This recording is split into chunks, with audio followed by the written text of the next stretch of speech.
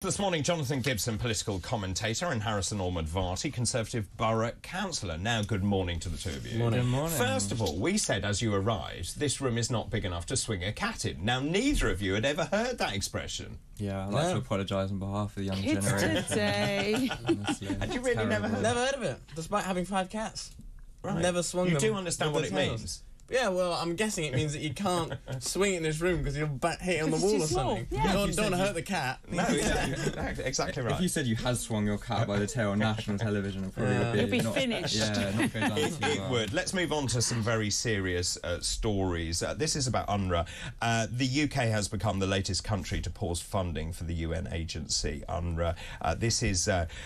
This is basically after the agency announced the sacking of several of its staff over allegations of involvement in those terrible attacks on the 7th of October. The UK government says it's appalled by the allegations. We heard this morning Germany has now suspended funding, also the US, Australia, Italy and Canada. The EU also says it will assessing further steps. I just wonder where you stand on this. Harrison, I'm very torn here because clearly you can't have involvement by citizens who are working for UNRWA, which is delivering relief to those people who most need it. But equally, you've got 2 million people who desperately need relief and humanitarian aid. Yeah, you can't take a black and white view on this. You can't be going, oh, yes, I'm so glad, because that's at someone's expense. So I think from a human point of view, these are human beings who are obviously very reliant on this aid. And although I understand the reasoning to the action that's been taken, obviously not just by the UK, I think, yeah, on a human level, you've got to think, well, these people are incredibly dependent on it, and all right, yes, there needs to be more regulation to see where the money is actually going. I think there needs to be much more transparency to see where that money is going, and for reassurance for that to resume. But no, I don't actually have a black and white position. I don't think anybody should, because I don't think it is a black and white position. I can understand the reason to why they have pulled the funding, but then I can also understand the reason to why there'll be lots of concerns raised on that. Yeah. I mean, it's interesting, Jonathan. I know you're very involved on a personal level with this, obviously. And just in terms of this information came from Israel. And that... Obviously, we have to take that at face value. It's really important you know your source and what it means, the implications of that might be. Of course, it's been a very tricky week for Israel as well, because we've had the International Court of Justice saying Israel needs to take all measures to prevent genocidal acts in Gaza. They did stop short of telling them to have a ceasefire.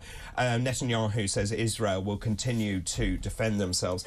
I don't know. I know you're so torn as well about what's going on, because obviously Israel has the right to defend itself, but at the same time, if these people are then if they are terrorists, or indeed, as Renee said and made a great point about being teachers, indoctrinating people in Gaza, where do you stand on this? We've suspended our aid, but equally there are citizens there who are so reliant and desperate on that. I think it's really important in this discussion that we talk about some of the context and some of the things that have happened through UNRWA. So UNRWA was established in 1948 after the expulsion of the Palestinians from the land, and the UN agency who backs them, its slogan is "Peace starts here." They've become sort of a life force for Palestinians in the region, who Hamas say, when they were asked recently actually why they put tunnels for themselves and not for the population, they literally said in quotes, it's the UN's job to protect our civilians, which is interesting. And unfortunately, it's a reality that it's not healthy to have a country which is run effectively by an outside governing body. It doesn't lead to effective peace negotiations,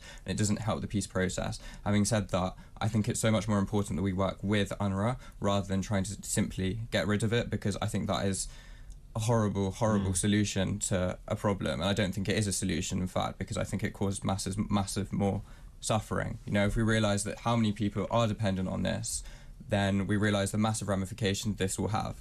Having said that, in addition to that, it's important to look at some of the independent reports done by academics from magazines such as Foreign Policy, for example, in which they went into a 5th grade Islamic education lesson, and they talked about how Jews tried to kill the Prophet. There's the sort of idolisation of Dalal al-Maghrabi, who was a perpetrator of the 1978 massacre. There's no talk of solutions. And that's the point that you made. It is. And it's a very strong and pertinent point. So surely if we're looking at the future and a solution which involves, let's say, a two-state solution, although Netanyahu at the moment says not, but let's say it does, then surely we need some intervention and oversight of UNRWA, if they're going to carry on there, to make sure that this indoctrination stops.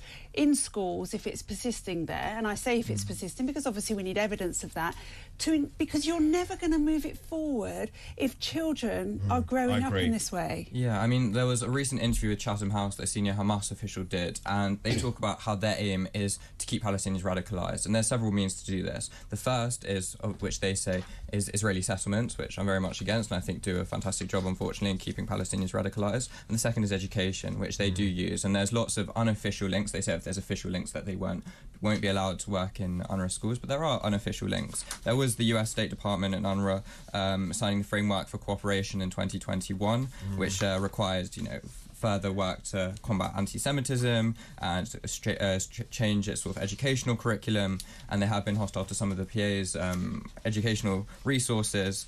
But, you've still seen in 2014 they used it to store rockets. There are clear links. There's no discussions of peace. An EU Commission report suggested that there was still hostility towards Jews being fostered in their school, and Israel. Where do you stand on a two-state solution?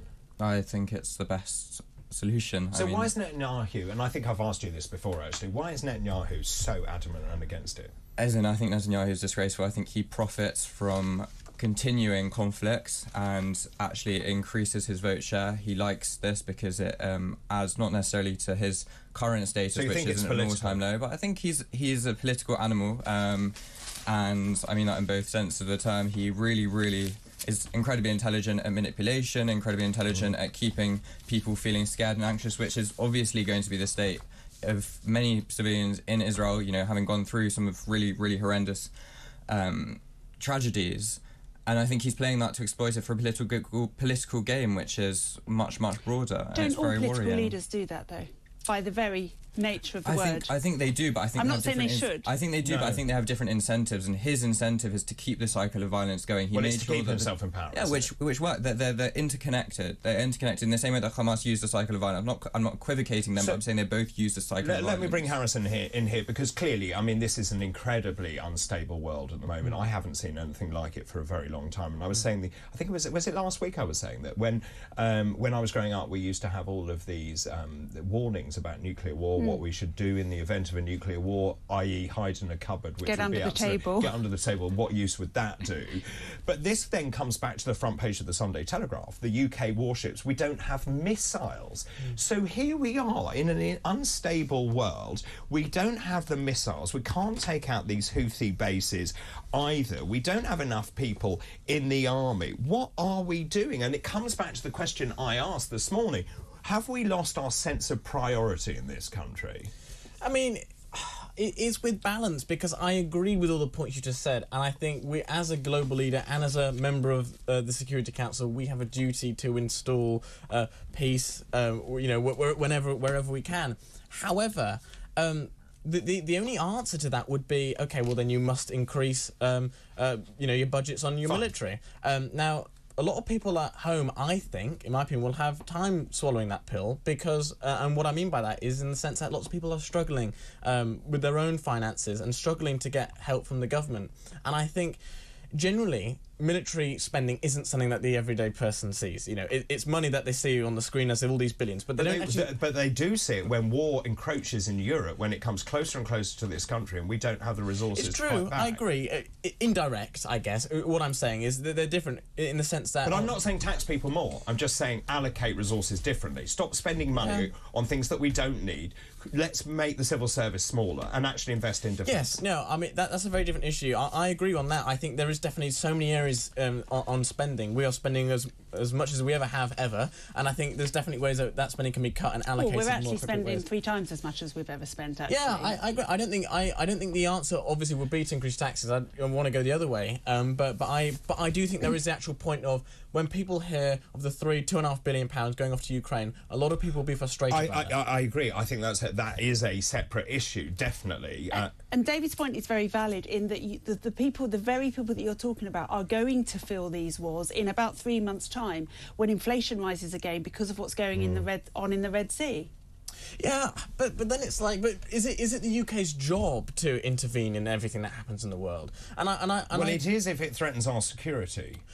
Yes, I agree, but it's like, yeah, but in my opinion, I think we're just stretched too thinly. Now, I think that is the reality. Now, there are obviously different remedies to that, and one of the remedies is obviously what you've said, is allocate resources in a more efficient way. But I think as it stands at the moment, I do think we're being spread too thinly, and I think I'd rather the money being spent at home.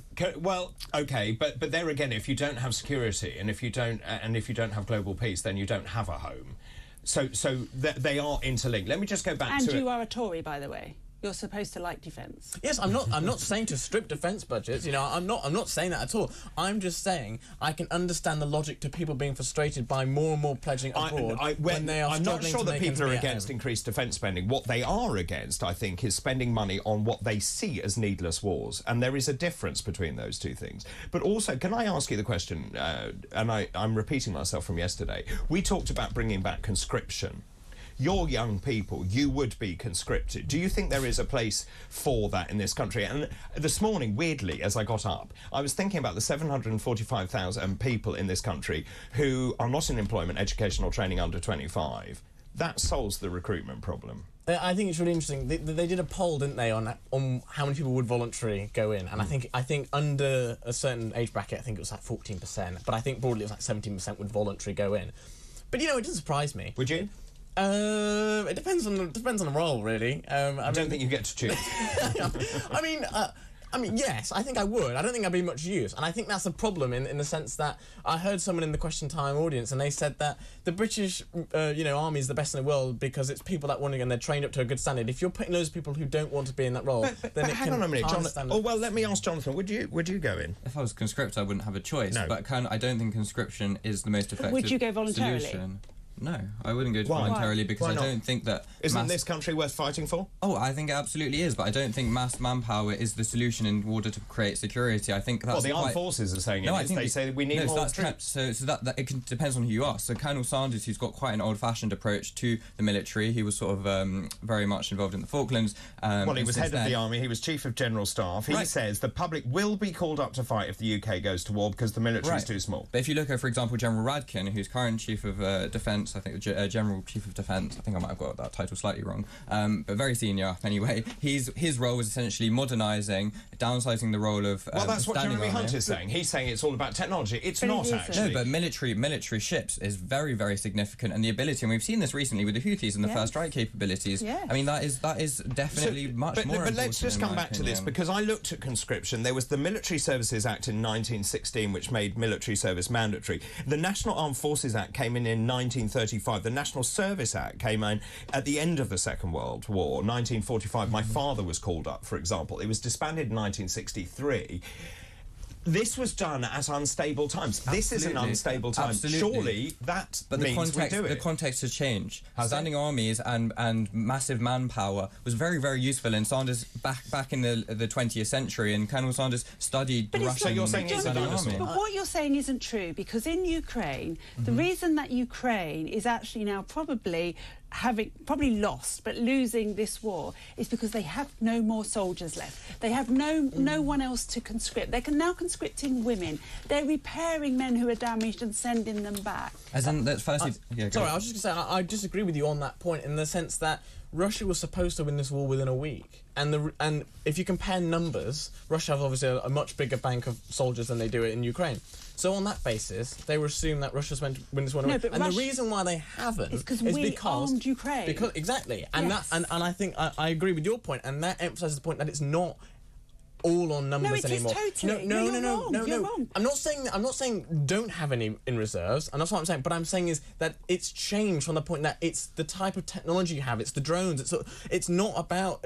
In World War II, where it's purely is. If you look at what's going on, it's both. I think. Both. But actually, the severe lack of people is what it's now losing. But you just proved my point in saying that Ukraine has held out all this time, and it's got the less Putin numbers. is testing our resolve because he sees that we are reducing our troop numbers, and he is actually gaining as a result of that. You've seen him; he's now on the borders, on the EU borders, because he knows that we're weak. I don't think people should be surprised at these low numbers of why people want it, and I'm sure the China and Russia should be happy at the fact that these numbers are so low. So let's look back. Let's look back to the war where we had 14-year-olds pretending pretending to be 16 so that they could sign It's up. a very different context because now we have. Well, I this is think what I was NATO. going to ask you. What's changed? Final point. Oh, I can tell you why it is changed. NATO is the single biggest reason for changing for us. We have.